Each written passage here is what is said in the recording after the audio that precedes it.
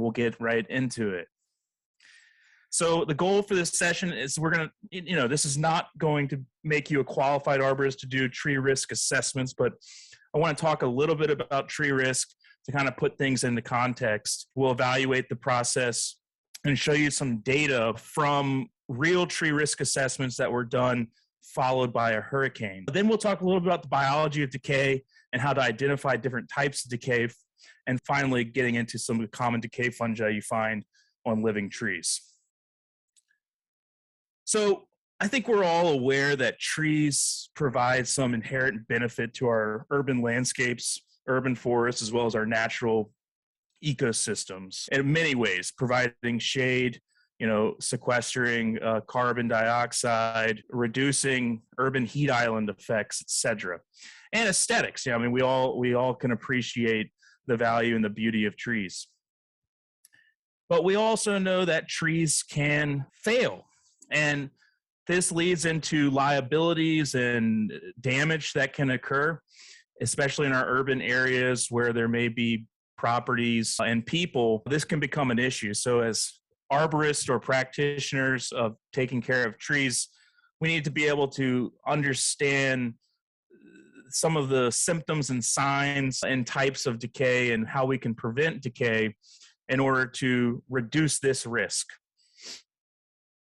So if you've been in the industry for a bit, you know that we used to call this tree risk assessment hazard tree assessment.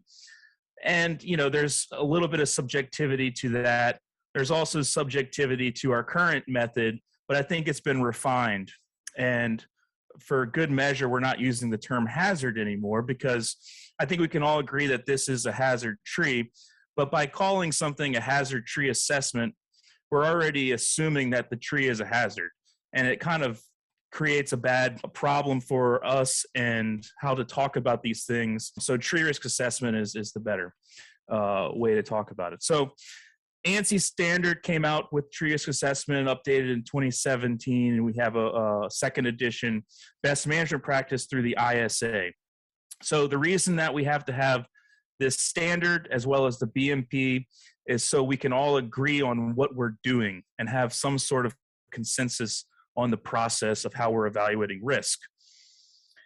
So the main intent of this tree risk assessment best management practice, it's really a way to categorically define risk in trees. And it helps us prioritize kind of our management. So they're really, really good for large inventories of trees, but they can also be good for individual trees and in a setting. And maybe instead of prioritizing a large management program, you're prioritizing specs or jobs that you may do on the tree, such as removing all dead branches of 3 inches or greater could be the mitigation step to reduce the risk of that tree, okay? And so this is really ultimately to reduce the liabilities that are involved with these trees failing and damaging property or worse, life. And it should also be noted that it's not a perfect system, but it is what we have, and it seems to work well based on what we know.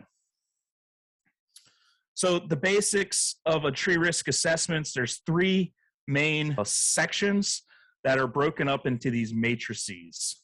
So the first one is the likelihood of failure. So this is the prediction that a tree will fail, or a tree part, could be a branch, will fail in a given time frame. And the best management practice says, we're pretty good at making predictions of failures as trained arborists within, 3 years, but really not more than that. Once you start getting past 3 years, it becomes a little bit unpredictable. So that's, as a best management, the timeline you should go with for the most part. But this is looking at defects such as, maybe codominant stems. This is looking at decay in stems, which we'll talk about later. This is looking at pests and diseases, etc. And we take all of this information to predict the likelihood of failure in a given time frame. But unlike previous iterations of this model, this also takes into account the response growth and or the vigor of the tree, because these things can be important in how the tree is responding to previous problems. And if a tree that has good vigor, that has some level of decay, and it's a species that may compartmentalize well, it may not be as big of an issue if a tree had low vigor and was in a state of decline. As arborists and practitioners that have this qualification to do this, we really make a difference on this section of the tree risk assessment. The next two parts are we're not as good of predictors as the clients may be. So likelihood of impacting a target, this is one that we can have some debate about who's better at. But I think the answer here is, if a tree or a tree part is to fail in that given time frame, what is the likelihood that it will hit the power line, the house, or the person? And so we can obviously see static targets within the area like the house and the power line. But as far as how busy the street intersection is, how many cars go down the street on a given basis, how many people walk down the sidewalk, that takes a little bit more research, and maybe the property owner would give you a better judgment on that. And then finally, the last part of the tree risk assessment involves, if this tree or tree part were to fail and impact the target, what is the severity of the consequence of the impact? So if the tree or tree part hits a person, obviously we're dealing with severe consequences. Whereas if it hits a piece of property, it may be significant. And that really is going to depend on the client. So at Bartlett, we've dealt with some higher end clients, and one that comes to mind is Mount Vernon, George Washington's, our first president's estate. And there was a pecan tree that we were doing a tree risk assessment on, and that house has historic value. And so where a normal house might be significant to that particular client, it would be severe consequences if pecan fell on this house that was built for George Washington and Martha Washington. So that's, it's going to be, the client's going to do a better job, or the tree owner, on how severe this is going to be. So all of those things that we just talked about are put into these matrices. And so you can walk through them to spit out eventual estimate of the risk that the tree or tree part that you're rating will have. And then from that, you can use that to see if we can lower the risk. So if we're rating the risk of dead branches in a tree, well, that's one that we can easily mitigate. It's probably a likelihood of failure of imminent, because it's going to fail any moment. Whether it hits a target or not, it doesn't matter. If we have an imminent likelihood of failure and it comes over to maybe a low likelihood of impacting target, but the target might be a person, which would have severe consequences, we have a moderate risk. So we can take that moderate risk tree, by pruning out the dead branches, we can then lower it now to a low risk. So that's kind of how this is supposed to work. So here's the table. Maybe it's a little easier to see here, and the other matrix that will lead you to the risk rating. So we'll practice here. Here is a 20-inch DBH willow oak tree in downtown Charlotte, right behind that bin. You can see that it has a defect that is this codominant stem about 15, 20 feet up. The targets in this situation are people and vehicles. You could also put in that the benches or the buildings. We're doing a 5-year time frame, pretty long. The likelihood of failure in this particular situation, the defect having a codom, if you could see it a little better, there's also decay in the right stem. So, it could be something that could be a little bit higher likelihood of failure. In this case, we're rating it probable. So what does probable mean? I think, this should be something that's defined. Probable means that the branch in this particular case could fail during normal weather conditions. So normal weather conditions will be conditions that will be dictated by your average weather and wind patterns in your area. But generally speaking, in Charlotte, it would be something like 45 mile an hour winds, and lower would be normal weather. Above that would be extreme. So probable likelihood of failure means that during normal weather conditions, this branch could fail in 5-year time frame. If this were rated a possible likelihood of failure, it would mean that the branch would fail during extreme weather events. Imminent means it would fail as soon as possible, and then improbable means it's not likely to fail in the time frame. So this one, again, because of the codom stem, poor branch attachment, having, an aspect ratio close to 1, those branches by default inherently are more likely to fail. But this one also has a level of decay in an open cavity, so a little bit higher probability of failure. So likelihood of impact is medium. The consequence of failure would be severe because people would be our limiting factor. And so what's the risk? So what you do is you walk it through the matrix. So we said that our likelihood of failure was probable, and their likelihood of impacting the target was medium. And it's probably medium based on, people not being active during some parts of the day. And it's also possible that, people aren't going to be out during a storm. But again, since it's probable, it's going to be normal weather conditions. So we generate a value of somewhat likely.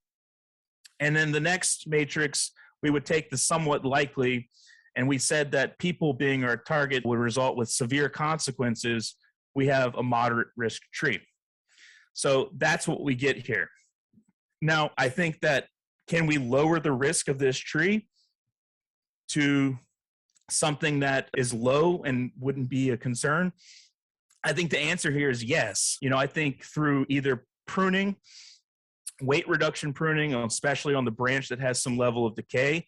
I did see some decent wound wood and response growth on that side, and we could slow it down over a period of time and maybe eventually remove it. Another option could be with cables in the tree to reduce the likelihood of that codom branch failing. So that's how this would work, essentially.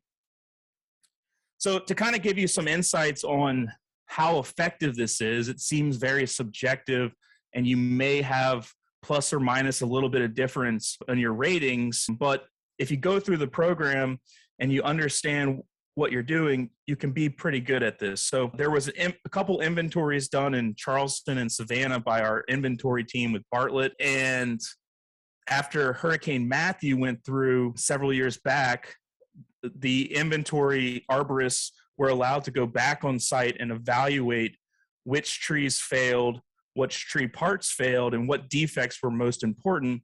And Dr. Andrew Kozer at the University of Florida looked at this data and analyzed it to see how well the tree risk assessment protocol is.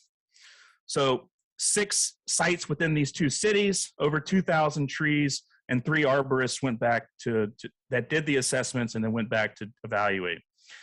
So if we looked at all 2,300 trees, you can see that the majority of them, over 75%, were still intact. So there weren't a whole lot of failures, even with extreme weather events in these 2 cities after a hurricane. If we look at rating whole tree failure versus branch failure, you can see there were a lot more branch failures than whole tree failures. So whole tree failures can be, somewhat of a rare event. We like to think of them as, happening a lot. We hear about them on the news a lot more commonly than we hear about branch failures. But here's an example of an extreme weather event where it was a rare event that occurred. So within the likelihood of failure, that's the only thing we can really rate how well it worked. The 4 categories I mentioned earlier, where you have imminent. So of the trees that were rated likelihood of failure in the given time frame as imminent, they're going to fail definitely. Majority of them did. So 95% of these failed. Probable, less than that. So 38%. We may expect a little bit higher number than that, but still fairly good. Many of the trees failed is what we expected. Many of the trees did fail. Possible, this is likelihood of failure in extreme weather conditions, which they had, and we can see that some failed, okay? So, and then finally, improbable, very few fail, but you can see that some actually branches, in this particular case, did fail, even though they were rated as improbable. But this is kind of the breakdown showing you that this method is effective, even with its subjective flaws, and the program is really good. And I think it helps us as practitioners paint a roadmap for how to evaluate risk in trees. So they also evaluated, what were the common defects that did fail after this hurricane. And so these were the most common defects. And really highlighting the top 4 here, we have large dead branches, which we would expect to fail. Overextended branches. Again, this is something that I think is pretty common that we see from poor pruning as well as poor maintenance over the life of the tree. Finally, stem decay, which is what we're going to focus on the rest of the talk, and lean. So that is the percentages of those defects that failed, that were rated, being the largest. So can we mitigate these sort of defects? And I think the answer is yes. Obviously the large dead branches, we can reduce or remove where possible. We can, look at root collars that are buried, and we can excavate them and manage the soil health and the structure of the above and below ground tissues to avoid any risk. And this just takes a little bit of care and maintenance and being proactive as opposed to reactive. And part of that is by doing these tree risk assessments. So we're going to focus on stem decay because it was a common factor that led to failures in this study, and kind of walking you through the process of how to evaluate this and what different types of mechanisms for decay are, and then finally getting into who are the decay fungi that we see in living trees. So why does decay occur in trees? So, the answer to this is it's something that needs to happen in nature. And so it's going to happen. And if decay fungi didn't exist, there would be a lot of woody tissues that would need to be burned or processed some other way in order to get rid of. And, it's quite honestly, there aren't very many things that can break down the woody tissues that trees produce. And decay is a normal process that is part of the nutrient recycling process. And it just so happens that when we live in a world where we try to create it around humans, decay can become an issue in standing trees because of the liabilities I talked about, but it is a natural process, okay? So how do decay fungi establish in trees? I think the common thought process, and I think there is some truth to this, is there's some sort of event or problem that occurs. Maybe it's a wound on a tree that then has an opening and desiccates, and then wood decay fungi come in and establish in those desiccated woody tissues and start decaying once the oxygen content has gone up and the water content has gone down. And then over time, that cavity can progressively get bigger, and it can lead, when decay becomes too much and the heartwood, the tree can fall over from windstorms or etc.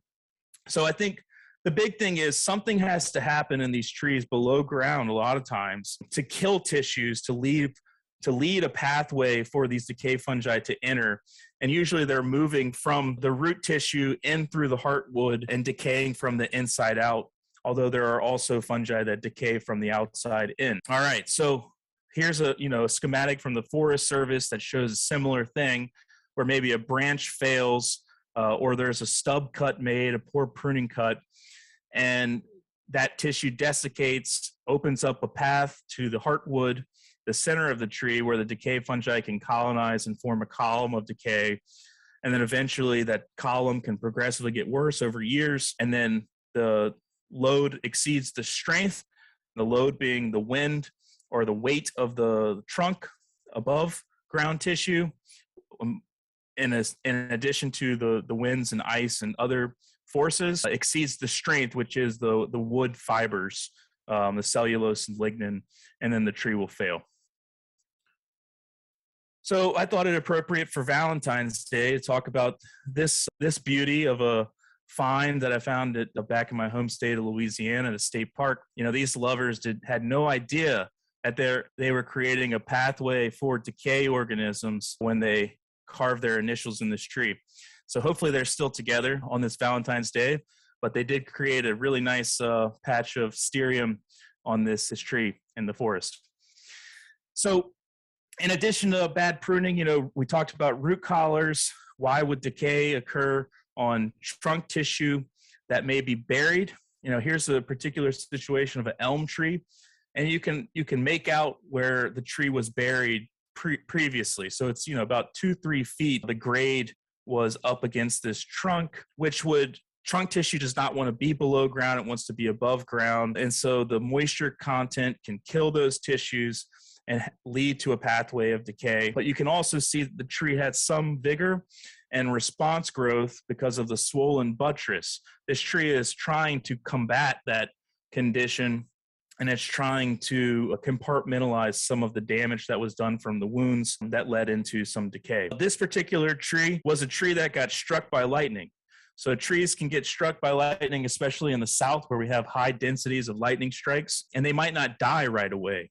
It could be a indirect strike that results in some bark sloughing and a slow decline, maybe some damage to some root tissues. And in this particular case, it was many, many years after the strike where we started to see bark sloughing, and eventually decay fungi were definitely hollowing this black gum out from inside out. So with root decay, I alluded to this, that you're going to have damage to root tissue, whether it be from compaction, from construction damage, from root diseases like Phytophthora root rot that are going to kill some of these tissues, and then decay fungi are going to start to establish. And they're going to move, since there's no active defenses within the heartwood, and there is heartwood in some of these lateral roots, woody structural roots, the decay fungi are going to establish in a column of least resistance. So since there's no active defenses there, there are some passive chemical differences. Some of these decay fungi can overcome them. They're going to move through that pathway and move into the lower trunk and start decaying the tree from the inside out, looking something like this. So when too much decay happens, tree fails. So this is something common we see in trees with decay fungi. So I bring this picture up for a couple reasons. The first is, I'm asking what is wrong with this picture. There's a few things. There is, you can make out that there is a cavity in this tree above the codom union, but the vines is the biggest thing of what's wrong with this. And the reason is, if you leave vines on trees where there could be potential issues, and you're going to work on the tree, first and foremost, you're going to put your crew members at a higher risk. So if they're going to climb or rig out of this tree, this is a problem because they have no idea what they're working with here. Those vines need to be removed so we can uncover and do some diagnostics on what the defects may be.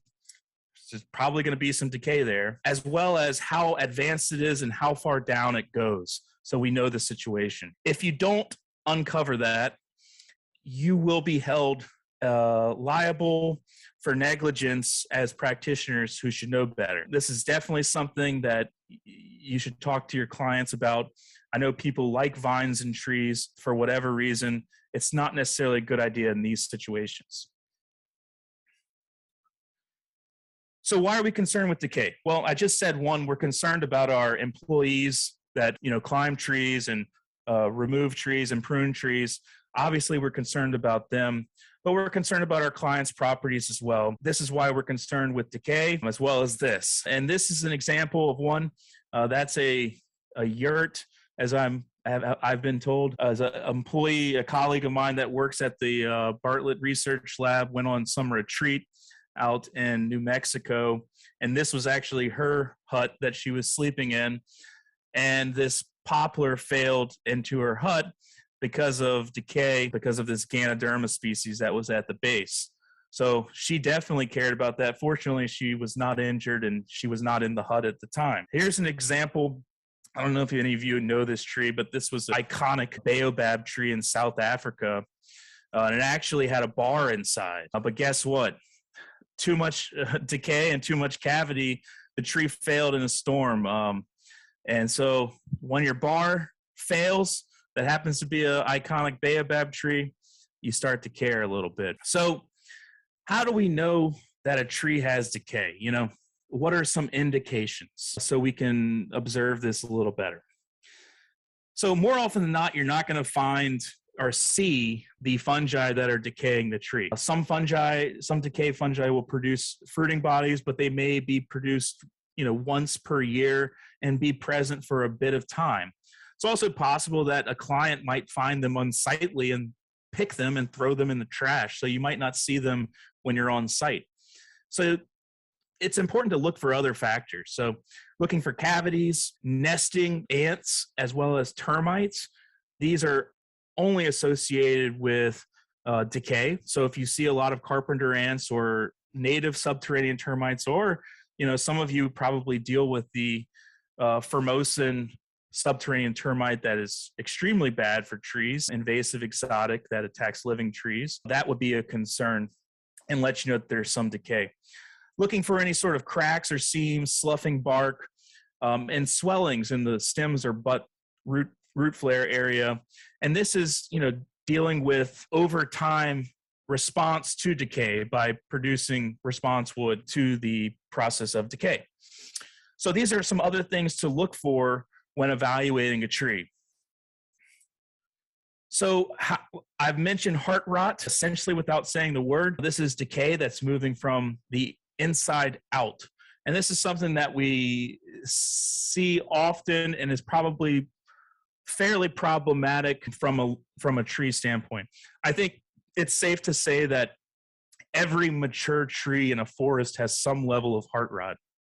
It's a matter of how much heart rot relative to sound wood that's going to dictate whether or not it's going to be a higher risk. On the other hand, sap rot is a type of decay that's moving from the outside in. So this is usually found in branches or trees where they have some other issue that has killed some tissue. So, with emerald ash borer, for instance, you see a lot of sap rot happen because those beetles will form these galleries in the phloem and the cambial layers, killing those tissues, and then the tissues above that point, you'll have a lot of sap rot fungi come in and start to decay it, which is in part why the trees become very brittle very fast. All right, so the trees, different fungi can attack different parts of the tree as well.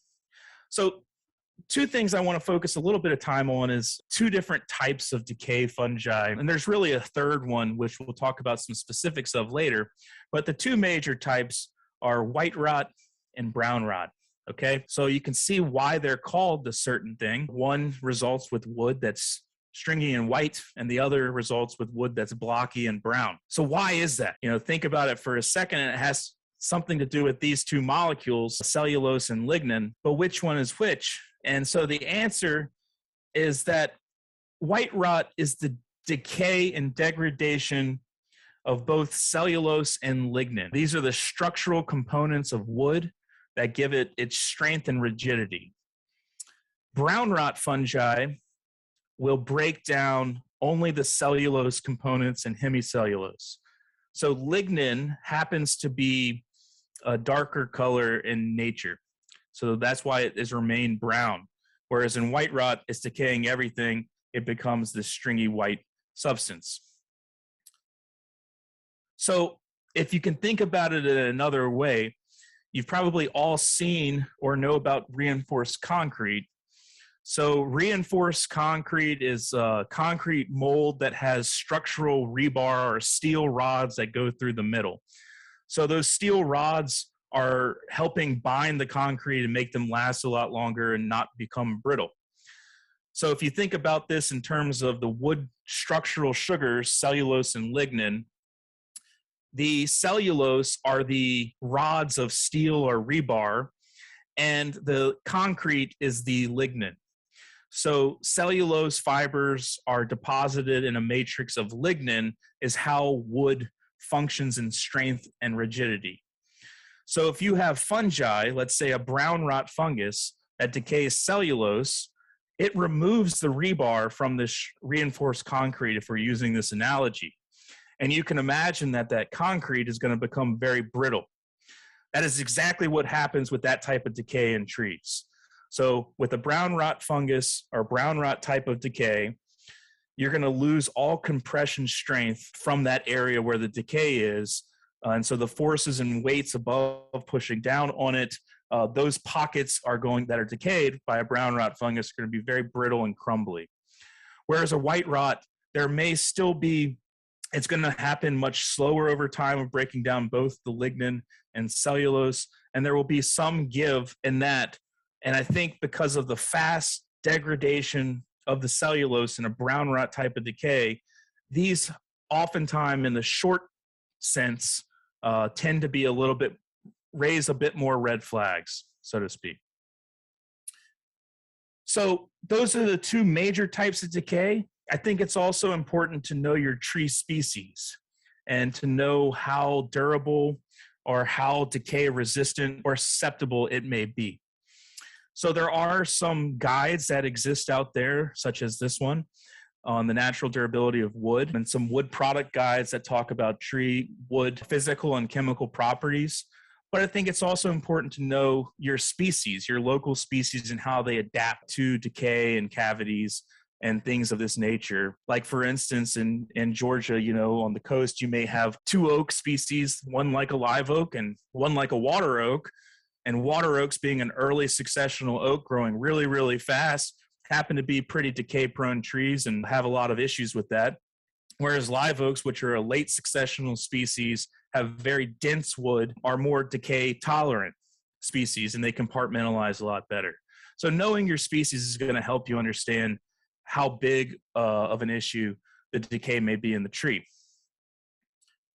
So how do we measure decay in trees? Well, there's several different methods, you know, as easy as sounding a tree, which is what all, you know, arborist crews should have on them, is a rubber mallet to sound the tree before they climb or rig out of it. Hollow trees will have some level of decay, and you can use your best judgment on whether you're going to climb or rig out of that tree. You can get more advanced and you can core the tree, or you can drill it and determine how much sound wood is present relative to decayed wood. And when you drill the tree, you can use these long 12-inch drill bits that are 1/8 inch diameter, and you can put an earplug on the end, and it's going to drill a lot harder through sound wood than it is through decayed wood. And once you hit a pocket of decay, you can use that earbud or the earplug to mark on the drill where the decay was, and then you can measure the amount of sound wood. So it's very helpful. There are also fancy devices like resistographs.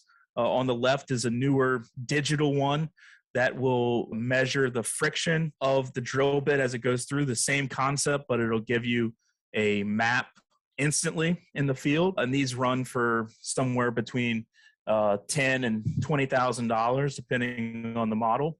And on the right is one of the older models that would be a little more affordable, that has a paper printout and printing that happens live as it drills to show you the resistance of the drilling. And here you can see what the graph would look like across this cookie, where you have some friction starting off, and once you hit the center where the heart rod is, the friction goes way down and kind of baselines out until it hits the other side. All right, so that's another method of measuring this decay that can be. And finally, here's a tree. This is a swamp white oak that has a canker rot fungus in a notice. You can use things like tomography. In this case, this is sonic tomography, where it uses sound waves to paint a picture of how much decay is in this layer, which is marked by the red line there. Sound waves move faster and sound healthy wood than they do in decayed wood. And so the way this device works is you put these probes around the circumference of an even plane, and then you use a metal hammer to hit them, and it sends a sound wave from one probe to the next, and all of the probes eventually goes into a computer model and then tells you how fast the sound waves traveled, and it can paint you a categorical amount of within the layer, how much decay is there, where blue is hollow, red is the next level, and then green would be sound. So it's a useful tool for sure, and can be helpful whenever you're trying to evaluate this particular defect as it relates to the likelihood of failure. So what do you do with that information? This is a great question. Why would we do this if we don't have any guides or rules to how to use it? So back in the 60s, people started to look at this using engineering formulas that were really intended and meant for, you know, poles or beams or that were cylindrical. And so they, you know, how big of a shell of a particular material would you need to have a beam stand sturdy and withstand forces of nature before it would fail due to those forces. So can we borrow this to look at the relative amount of decayed wood to sound wood? And that's exactly what a bunch of researchers did. So starting in the 60s, they used that formula and were able to calculate strength loss based on that. There's also the Bartlett model, which Dr. Tom Smiley and Bruce Frederick came up with, which uses the same formula, but now it has a factor that looks at cavities. You know, if you have a tree that has a cavity, the amount of sound wood it needs to be more. And this is kind of what that looks like. So, you know, you would need somewhere around 15% of the diameter of the trunk at breast height of sound wood when you drill where there's no cavity. But then when you have a 30% of the circumference opening, you need a little bit more sound wood in order to be a lower likelihood of. So those are two formulas. There were also others. Dr. Kim Coder at UGA also has one. But one thing where they may have some level of difference in how conservative or liberal the amount of strength loss is before it reaches a higher risk or hazard condition. Where they agree is within this red line, which is somewhere around 30% strength loss is going to create a higher risk tree, and we need to be concerned about climbing and rigging out of it. So what does that mean? So when a tree has no cavity and we want to drill to determine what 33% strength loss may be, we need at least 15% of the diameter at breast height of sound wood to be above this threshold.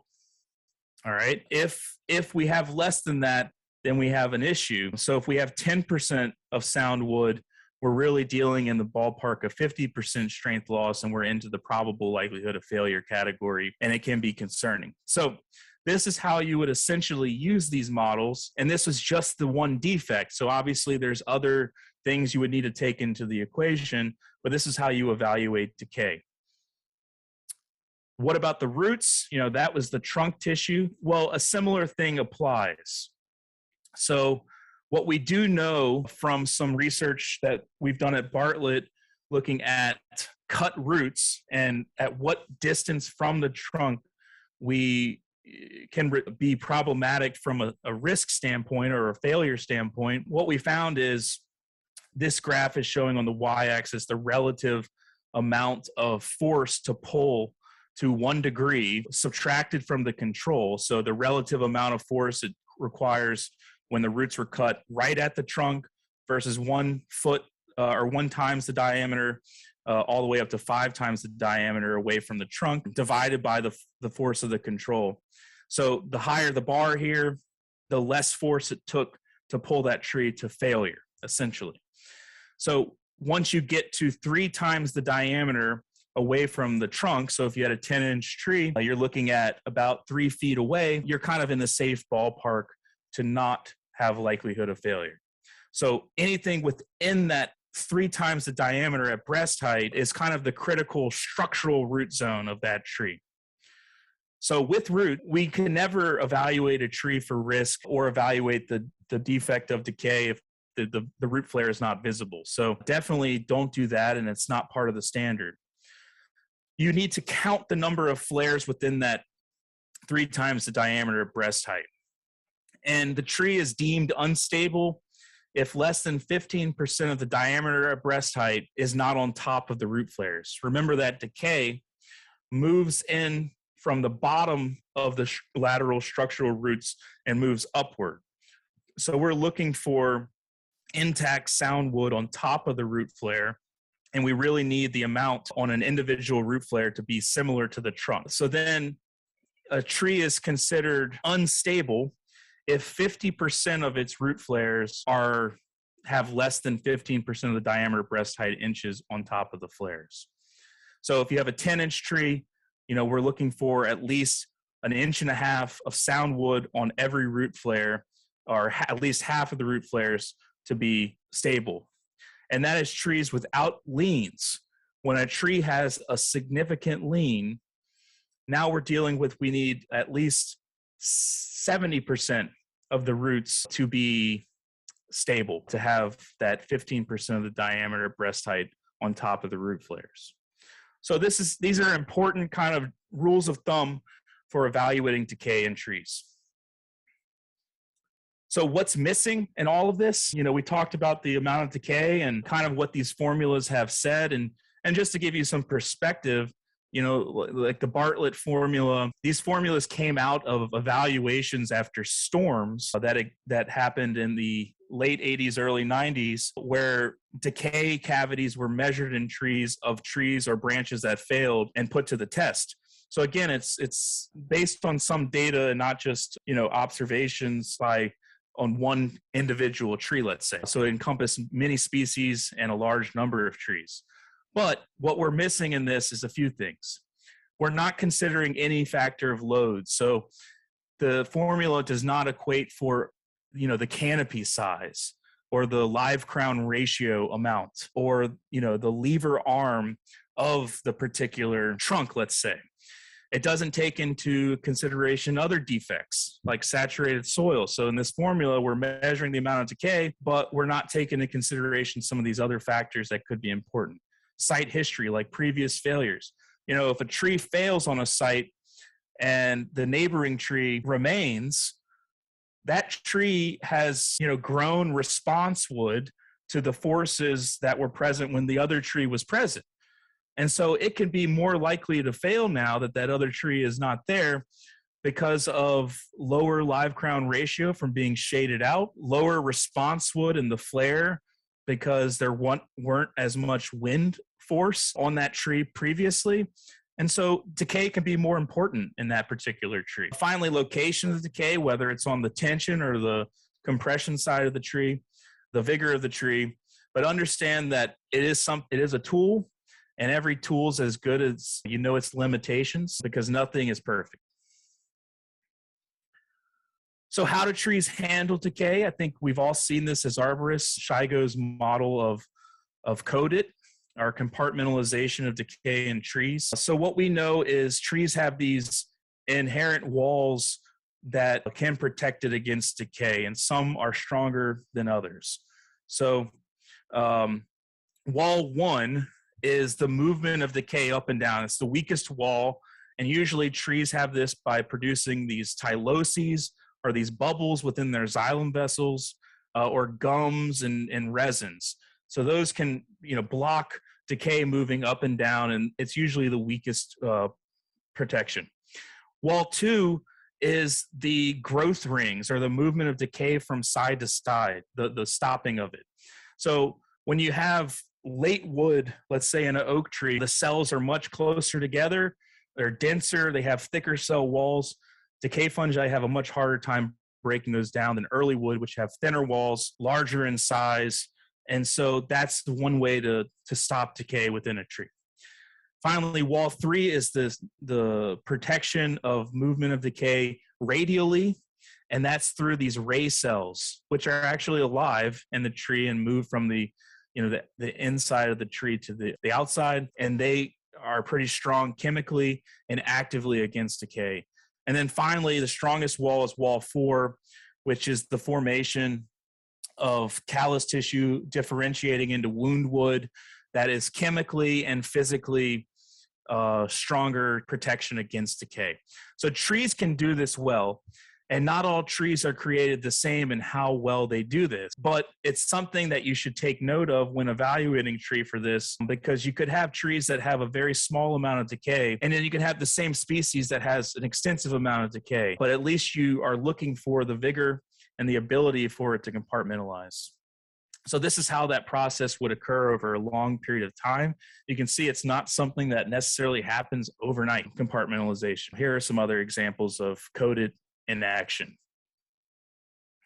So the other thing the decay models, or strength loss models, don't take into consideration is mitigation. So how do you mitigate decay? Hopefully not with duct tape.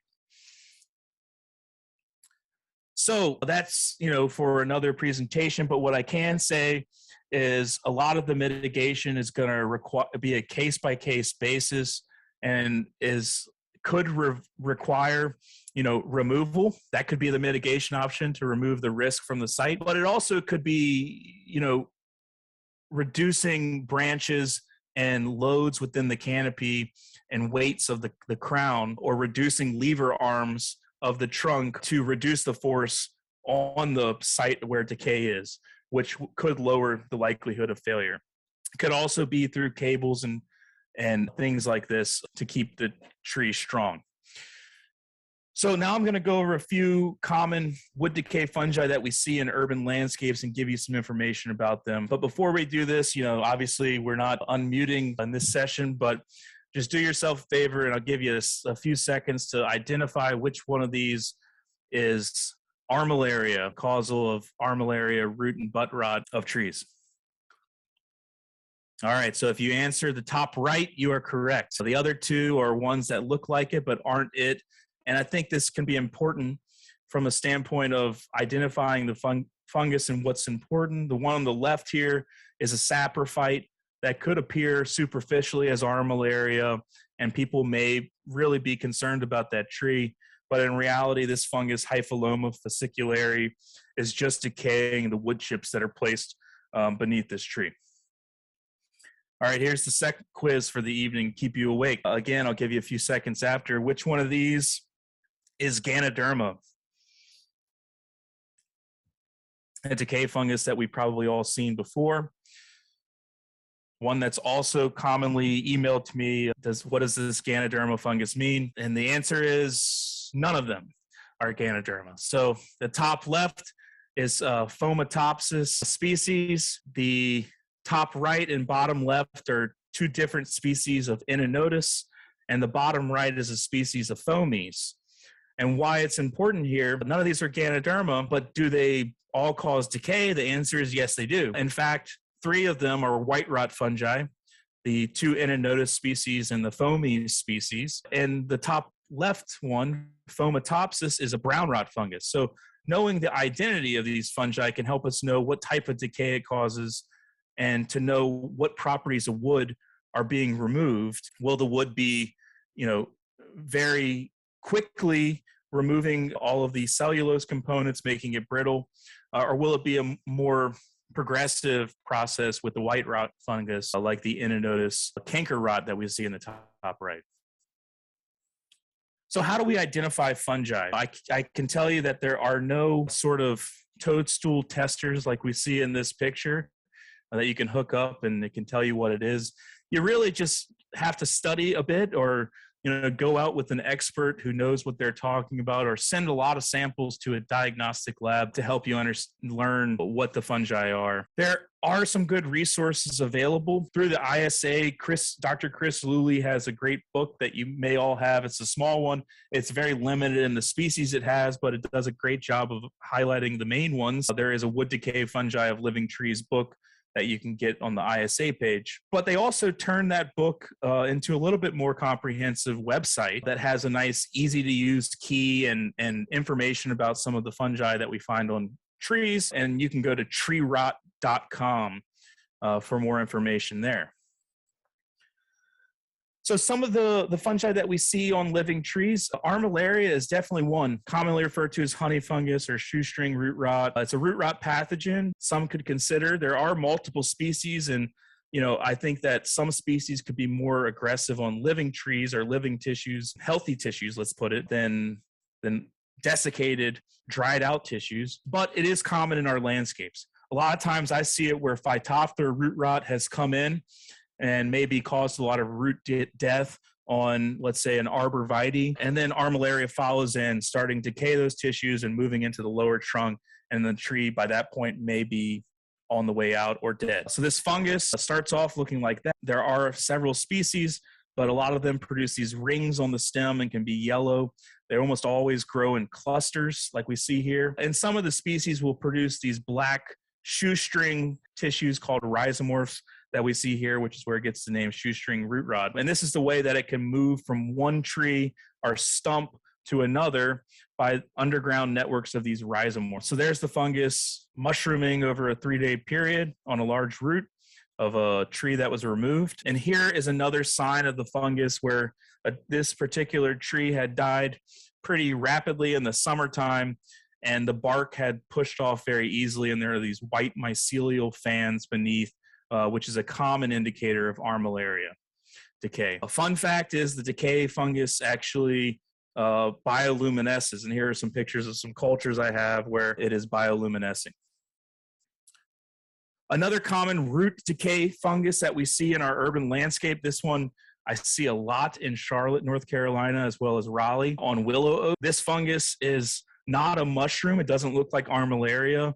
It honestly looks like these blobs when it first comes out, but eventually kind of looks like a pancake when it matures. But these fungi cause a white rot, and they're fruiting in the late summer, and they can be associated with failures. And we've seen it on the news when they've actually, in Charlotte, have had news stories about these strange fungi that are causing the trees to topple.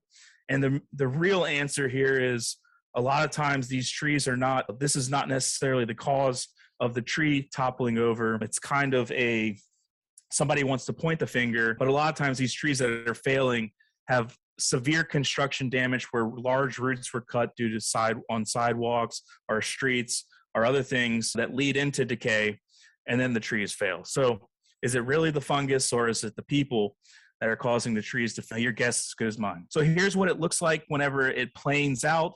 You can see they can be quite big. And this is Pseudoinonotus striatus that causes inonotus butt rot. So how will we determine if this tree, had a high risk or, a higher likelihood of impact or of failure in a given time frame? Well, we would want to, go in, excavate the root flares, drill them, determine how much decay is in the root flares where they're fruiting, if any, and then evaluate all the root flares to determine the big picture of whole tree failure because of this decay fungus. All right, here are Ganoderma species.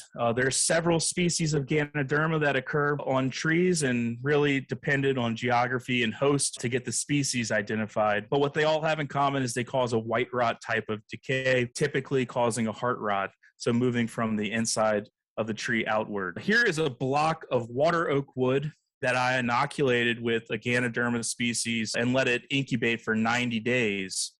So you can see that these fungi, they don't mess around, I mean, once the wood is desiccated and dried out, the fungus can really go to town and decay it, almost making the wood, which would be solid otherwise, like a sponge where you can squeeze it between your fingers.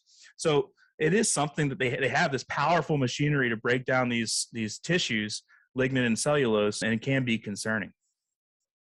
Here are some other Ganoderma species. Generally speaking, there are two groups of Ganodermas. There are ones like on the left that have a dull cap, and then the ones on the right that would have a shiny cap. This is how you can identify them to species, if you will, but they almost always are shelf-like, or if they have a stem, it's usually a shorter stem, and they are anywhere from red to brown. Another fungus that we see quite often that's not a white rot fungus like the ones we've mentioned up to this point, but a brown rot fungus is Laetiporus species, also called chicken of the woods. You see it commonly on oak trees in the south, and there are a few species that occur down here. We see two in this picture. The one up top is Laetiporus sulphureus, and the one on the bottom is Laetiporus cincinnatus. They both cause a brown rot, so this means that the wood becomes very brittle, and it will oftentimes crumble, and so it can happen quite quickly that the cellulose is degraded. And I think this one is really one that can be concerning in trees, and we should really take them seriously when we see them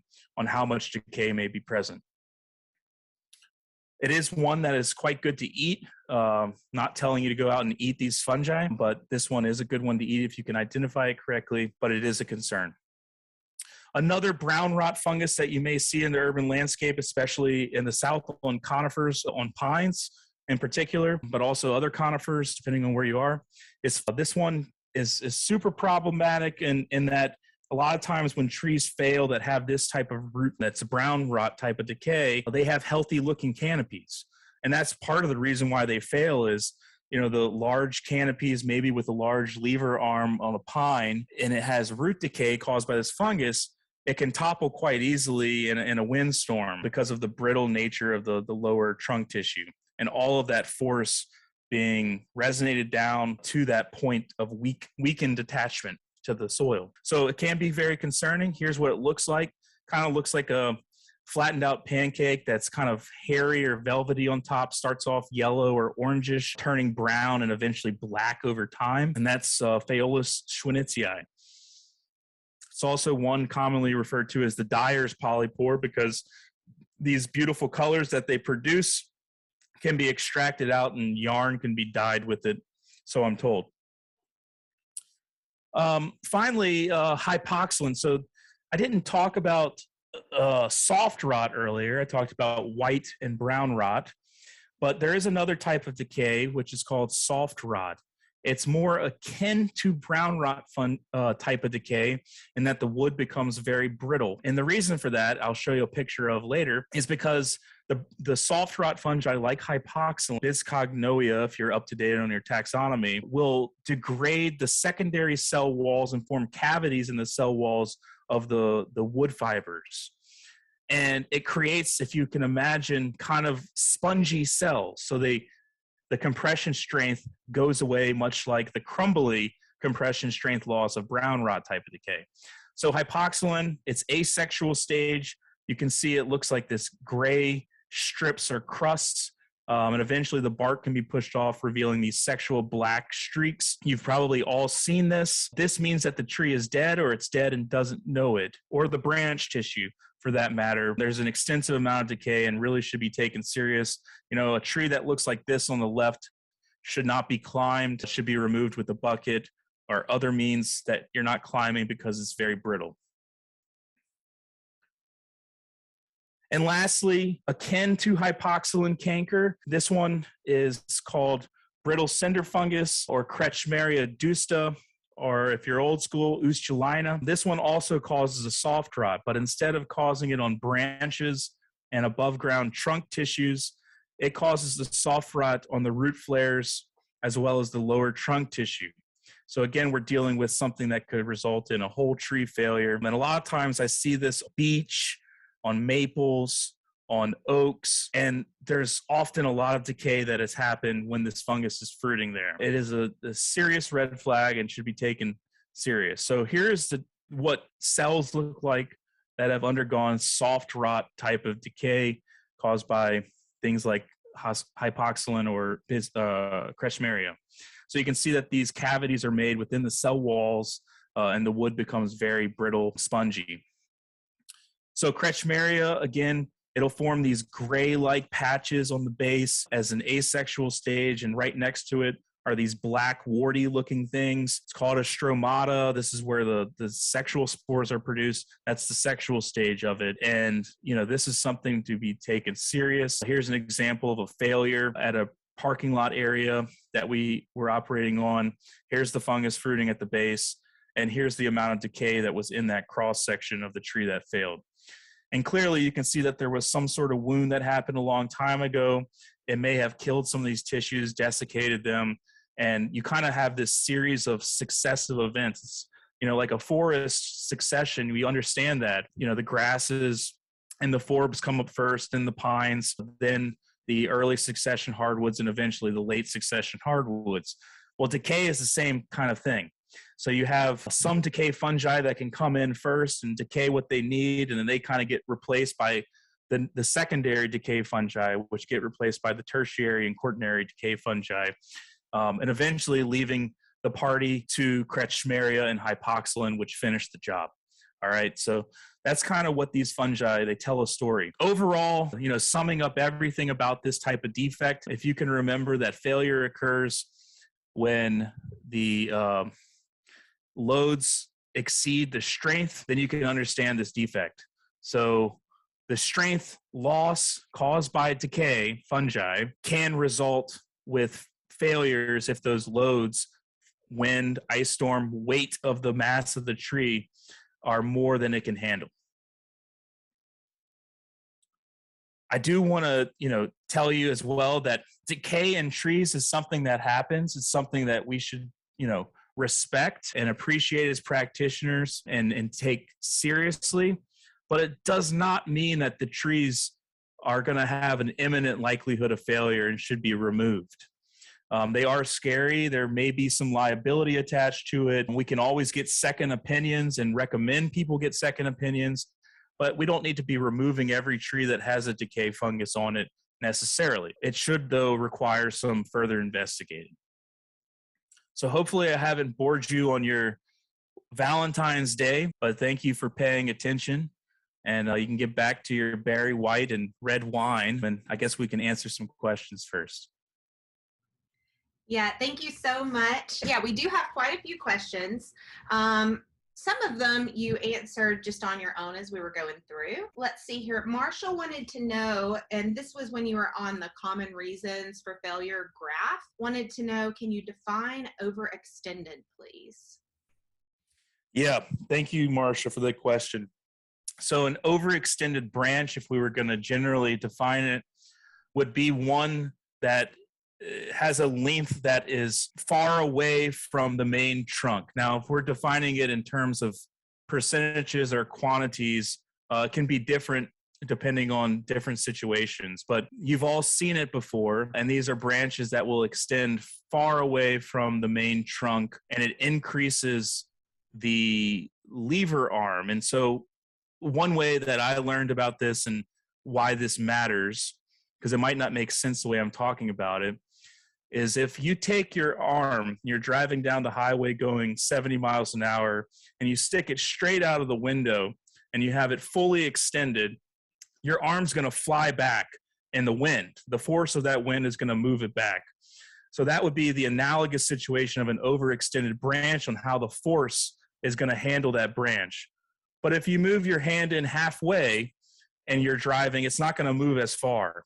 So that is how overextended branches fail, is there's more force that's going to go back to that branch attachment point. And if we can reduce that branch to a lateral branch and reduce the lever arm, we can reduce the likelihood that that branch is going to fail because of those forces. Awesome. Thanks. Another one is someone just had kind of a comment for you and dropped some literature. I haven't had time to really pick through the literature, but the question is just a clarification. White rot, is it not primarily lignin decay? So white rot fungi break down both cellulose and lignin. And there are some white rot fungi that will preferentially break down lignin first before they break down cellulose, but not all do that. So they basically can simultaneously break down all of the cellulose and lignin within the area in which they're growing by the production of enzymes that break down those tissues, or they can be they can preferentially decay lignin or selectively delignify wood, where they're breaking the lignin down first. Okay, awesome. Well, thanks. Quentin wants to know, is there anything negative about using ultrasound? Yeah, it's a good question, Quentin. I don't think so. I mean, those probes, you are drilling them into the tree, trying to get into the xylem tissue. But I think the wound is negligible, especially if we're going into, healthy wood. And I think the wounds will close over very quickly. So the probes, it's really very small, maybe an eighth of an inch or so big, going into the xylem. I haven't seen any evidence to support that it would be negative. Those wounds close up very quickly and aren't problematic. The one negative thing with using it, though, that I can think of isn't exactly the device, but there can be false positives where it looks like there's quite a bit of decay within the center of the tree, but cracks and other things can result with these false positives. So if you're using tomography, it's always a good idea to follow up with drilling the tree to validate what you see on the graph. Okay, great. Let's see here. The next one's going to be from Steven. His understanding is that 15% sound wood guideline becomes more conservative as diameter increases. So a bigger tree could potentially be less risky at 15% sound wood than a smaller tree also at 15% sound wood. Does he have that correct? So can you say that first part again? Yeah, so his understanding is the 15% sound wood guideline becomes more conservative as the diameter increases. So a bigger tree could potentially be less risky at 15% than a smaller tree at 15%. Yeah, that may be. I think this is kind of the standard that has been agreed upon. But yeah, I'm sure that it can it can be conservative with larger trees. I can see that just because of they're going to have a lot more roots in the ground. They're going to have the circumference is just so much greater, but I think it is still a rule of thumb that we should practice by. And again, I think the reason we have the standards is to make sure that we're all kind of preaching the same message and practicing the same way. But your tree species and areas better than people from outside the area. So if what works for you, then if you want to go against the standard, that's fine too. Although I think that should probably be used. Quentin says, does hypoxalan spread from one tree to another? Yeah, another good question, Quentin. It's, hypoxalan canker, they've done some research and actually shown that this fungus can live in between cells as an endophyte, or it's doing nothing for the life of the tree. And as soon as the tissues become desiccated and start to decline or dry out, it turns on and starts doing its thing. So as far as it's spreading, it's probably likely that it's already there. And when the tree goes into a state of decline from other issues, whether it be lightning or other decay fungi or disease, the hypoxalan can then start doing what it does and cause a soft rot. So I'm not super concerned with it spreading, like if you're worried about contaminated tools or spreading in the wind via spores, because it's likely the trees already have it. And there was a clever paper title a few years back where the researchers entitled their paper, "Seeds Carry Their Own Seeds of Destruction." And it was catchy. They studied decay fungi that lived endophytically in trees in South America. And some of them were hypoxalan and other decay fungi. Okay. We have just a few more. So, of course, I'll go ahead. If you send in any more questions, because everybody seems to have a lot, we may not get to them. But, of course, I'll maybe email you back afterwards if you send any more. Everybody's got a lot of good questions. Evan wants to know, how does rot react to tension and compression wood on one that leans? Yeah, so that's a good question. So decay is certainly going to be more of a concern on a tension side of a lean.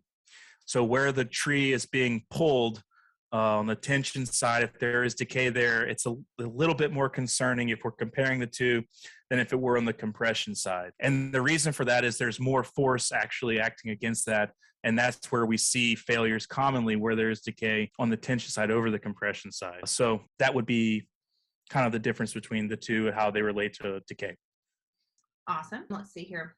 I think I just skipped on past that one accidentally. Let's see here. Sam wants to know, is there a way to detect holes or cavities in trees just by spotting a fungi?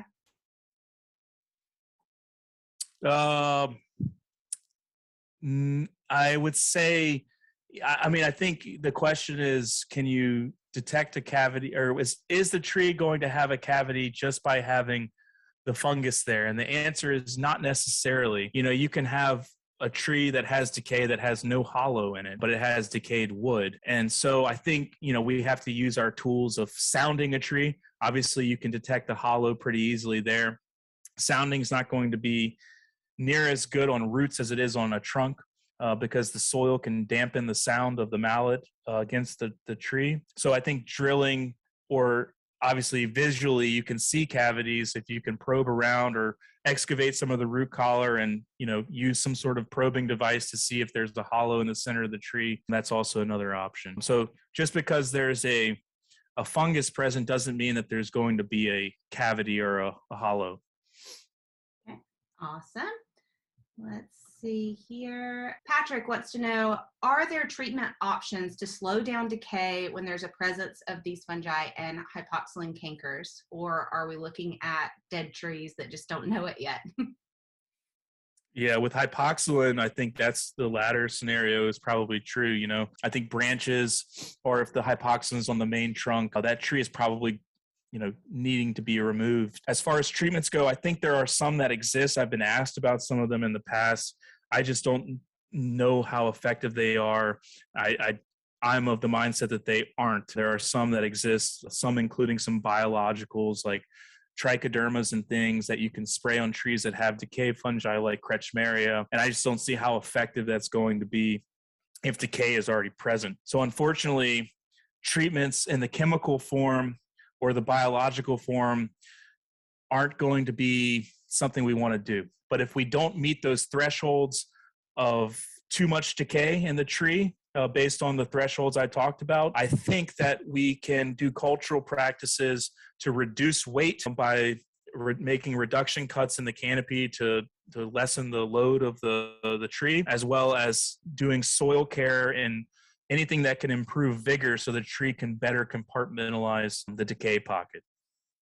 Okay, awesome. I think Stephen was just given a comment, and then this is our last one from Mr. He was following up on the circumference and the soundwood question. Okay. From a circumference perspective, as the engineering formulas are based on pipe models, so he's been told. Yes. Okay. All right. Well, that is all of our questions. Everybody,